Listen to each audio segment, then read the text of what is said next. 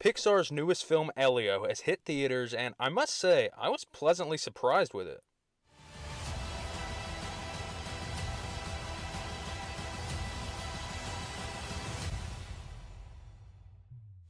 At least for me, Pixar has kind of struggled with their original stories as of late. I didn't love Elemental, Lightyear was not good, I thought Turning Red was a disaster, but at the end of the day, I still hold Pixar to a high standard and have relatively high expectations going into all of their movies. Well, Elio was no different, but I'm happy to say that it absolutely lived up to my expectations, and even went a little past them. First of all, I'll just get the stuff out of the way that you know you're going to get going into a Pixar movie. Obviously, the animation is stunning. Like a lot of other people, this isn't my favorite character design for the humans, but that's about as far as the complaints go. The space environments are beautiful to look at, all the colors pop, and there's just that Pixar animation charm that, despite other shortcomings, is present in truly every single Pixar movie. There were really some shots in here that went way harder than they needed to, and that is the Pixar way. You also have a ton of heartfelt emotion that kind of dominates a lot of the character relationships. I mostly love the central one between Elio and his Aunt Olga. Their relationship arc is very satisfying and it evolves beautifully. Furthermore, speaking of character work, I loved the villain here, Lord Grigon. For about the first hour, Grigon seems like your run-of-the-mill evil bad guy antagonist character, but I really love how he becomes humanized in the final act. And the final act itself is some of the most fun I've had with a Pixar ending in a while.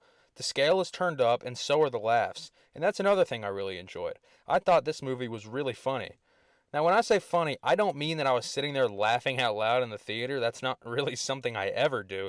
But I let out a few of those breathing laughs, like out of your nose. Anyway, I really think all the different elements at play here work. Unfortunately, I will say that I don't think they work as well as they could have. My only real problem with this movie is that it feels kind of underbaked. I usually wouldn't say this for an animated movie, but it could have easily benefited from an extra 10 or 15 minutes just to add a little bit of depth and substance to the storylines here, because they really are interesting, they just don't quite go far enough. Like specifically, Elio lost his parents before the events of the movie, and that idea is really interesting, and it explored a little bit here and there, and I'm not saying this should morbidly be all that the movie focuses on, but I feel like his character arc would be far more nuanced and well put together if that had more of an effect on him. I also think that, without going too far into spoilers, the storyline with Aunt Olga in the second half of the movie is kind of out of nowhere, and sort of gets rid of any character traits that had been set up in the first half. Like, her character completely changes without any sort of explanation, and it feels sort of jarring, although the scenes that it creates are pretty fun to watch. If I had to predict, I think that these underbaked storylines are going to impact other viewers a lot more than they impacted me, and I could easily see this becoming a particularly divisive movie. I'll say this, there really isn't anything in here that is super memorable, like really emotional moments or crazy awesome action. And some people might view that as a negative, and that would be valid, but I think having a fun time with this was all I wanted, and it delivered. However, I kinda do think that this movie might have worked better if it sticked with its original creative team. If you don't know what I'm talking about, the reason some of the storylines feel underbaked is because the movie actually switched directors relatively late into production. The original trailer showed that this was originally going to be a good bit darker, like Elio didn't want to get abducted and he sort of just stumbled into this, but now, not only is the movie directed by three people that have never worked together before, but it also switches it to where Elio wants to be abducted.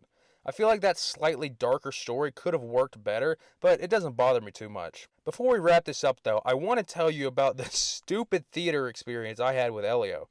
First of all, the lights in the theater started flickering about an hour into the movie. And then the screen shut off, but the audio kept playing, so it was just spoiling the movie without being able to see it. So I'm sitting there for a good 5 minutes with my ears plugged, just waiting, and it finally came back on, but it was about 5 minutes earlier than when it cut off, so I had to watch those 5 minutes again, and then the second it was back to where it was before, it cuts off again. And this time, it goes for another 10 minutes with just audio, before being backed up 10 minutes that I had to watch again. So yeah, the scene involving a hair, and that's all I need to say for you to know what I'm talking about. Yeah, I watched that scene 3 times in the theater. But anyway, theater experience aside, I really enjoyed Elio. I thought it went far above what I expected, although I do think it settled for good when it could have been great. To sum up, Elio is not a Pixar classic, and I don't think it ever will be, but it is a success and a good movie, and that's all I can ask for from a studio that, Inside Out 2 aside, hasn't quite been at the top of their game over the last few years. My final score for Elio is a 6.7 out of 10. But of course, this is just my opinion, and I want to hear yours. What did you like about Elio? What did you not like? I really do want to know.